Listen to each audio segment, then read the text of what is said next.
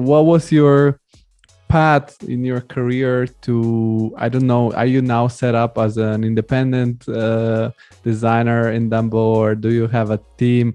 What was the path towards the current setup you have right now? Because also your website looks like you are quite like a solo designer, but what is your setup, and what was the background to get into this point? Yeah. Well, my first job out of school, I worked for a design studio. We made a lot of lighting, lamps, and we did some housewares too. So I got the cross-pollination of this sort of architectural contract world with housewares.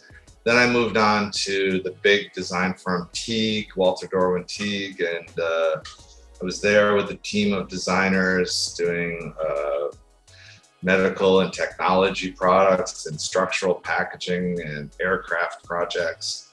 And then I moved on to another big design firm called Smart Design, where I worked for over a decade, and eventually was design director and VP of industrial design, and always fighting against my natural desire to be hands-on and do designs, myself, as opposed to not doing that and having teams of people do it for me or do it with me.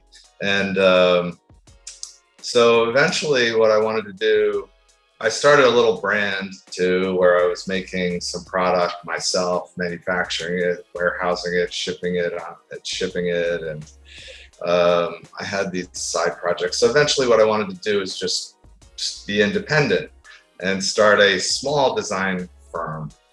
And so that's what I did in 2004, and that's what I've continued to do. And my team, I have some freelance people that I work with. I don't really have a lot of full-time people with me all the time. It's a virtual world, so I have some people that will routinely collaborate with me as freelancers. So, and they're mostly engineers, a couple of branding and graphics people, one or two industrial designers as well. I usually do like all the industrial design myself. So, I'm kind of happy that way, where I'm doing a lot of hands-on work. And what was the preparation for this leap of independence, so to call it?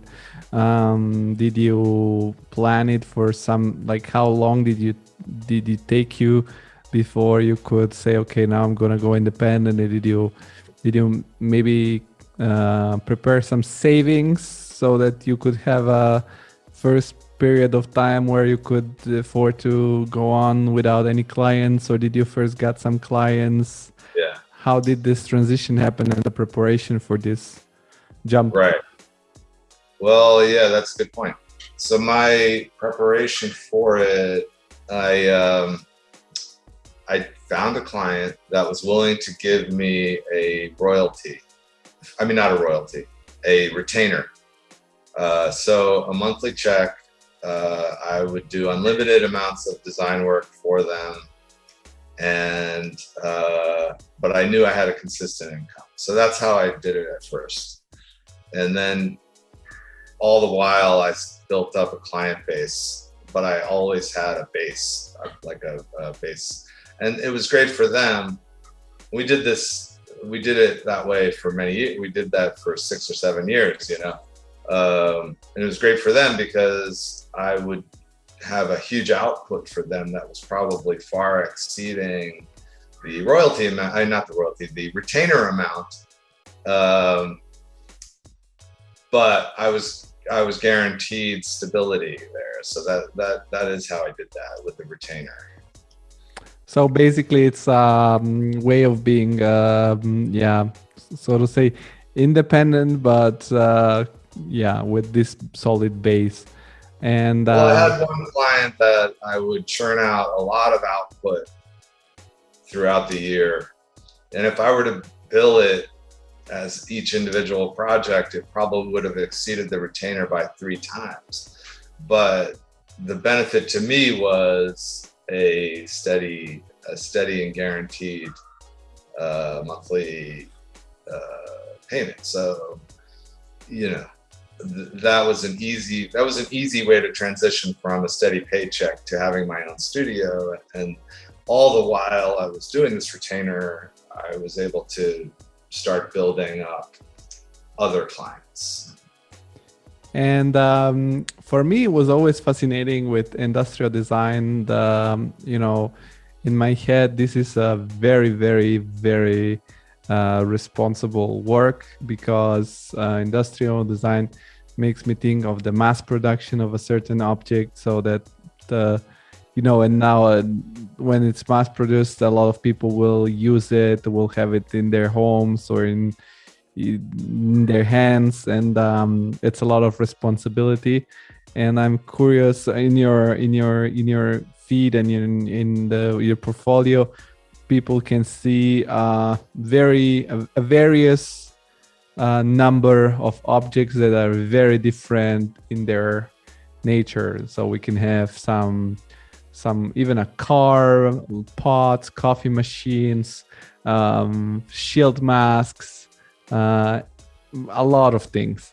What is there something that you have designed that has, like, is there some, what are your highlights projects, so to say, that have reached maybe, or that are the most used one, or the most that you see around, or is your design what goes directly then into the factory, or it goes through then a second design team that actually makes it buildable? And then how does this work? Yeah, well, my designs, I typically deliver enough information, 3D CAD, you know, solid model stuff, that it goes directly to the factory. And oftentimes there's not a whole lot more engineering that needs to be done. You know, as I said, I have some engineers that I collaborate with. So we deliver a full, ready to go, ready to be molded, you know, solution. And yeah, like, so you see this little whale behind me here? Yes. The blue whale. Yeah, that was a product I did for a baby brand called Skip Hop. And that's a really, really, really successful product still. It was designed in around 2008. And it's one of the most successful baby products, you know, like maybe ever, in that it is just in every new parent's home, and it goes over the bathtub and it prevents the baby from hitting their head on the spout. And you know, it's so iconic that, you know, in the Toy Story Pixar era of those animations, you know, this is in the bathtub with all the other toys, you know. So it had a big impact on people from its functional standpoint, its fun, emotional content, to the point where a real product became a fictional product in, you know, like something as big as a Toy Story, you know, animation. So that's cool. You know, it really affected culture in some ways. And then there's a lot of products I've done over the years have sort of a quality about them that sort of has an out of the box, unexpected function, but then merged or combined with this sort of really positive, fun lightness, that's it, that just brings a little bit of joy to people. You know, I always say, if something makes you smile, it becomes easier to use. So if you break down someone's intimidation over a product, the coldness, the steel, you know, the austerity, you break down these qualities right away with your solution. You know, people want to interact with it. They want to pick it up. They gravitate towards it. It's positive energy. if you're a person with positive energy and you walk into a room, everybody looks over at you because there's a real energy field that you're bringing into that environment. You know, that's real. There's a positive energy there, and you can trap that into a product too. There was this exhibition about Michelangelo as a designer and draftsman at the Met Museum a while ago. And there was this really interesting part of the exhibition where he had two busts, Brutus and another bust that Michelangelo sculpted. And then next to it was this other sculptor of the day in the Renaissance named Andre Ferrucci or something like that. And the Ferrucci one was very technical, very exquisite, and had so much detail and so much like prowess over the command of the idea of sculpting, you know, like really, it almost looked like it was CNC machined. It was so perfect, right?